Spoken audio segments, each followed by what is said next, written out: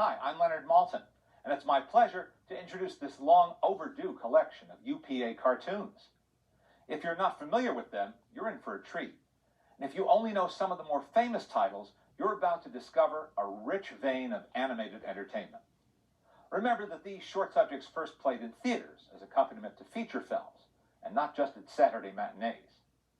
The people behind U.P.A., or United Productions of America, believed that cartoons could be stimulating, provocative, even surprising, for adults as well as children.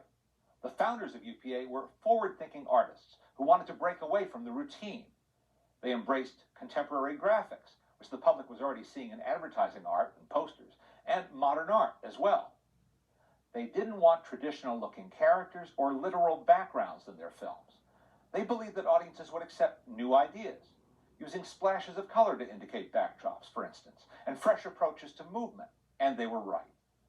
Critics did handsprings over these cartoons in the late 1940s and early 1950s, and even the Academy took notice.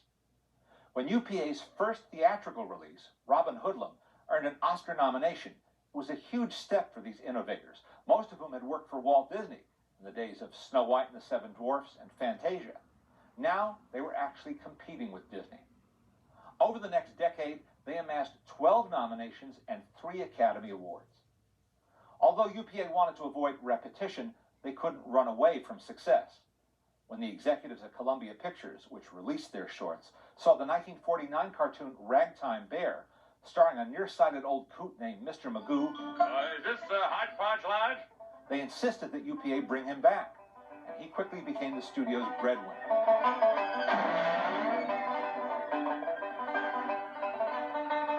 That's why we've included that debut short. The other Magoo cartoons will be featured in their own DVD collection.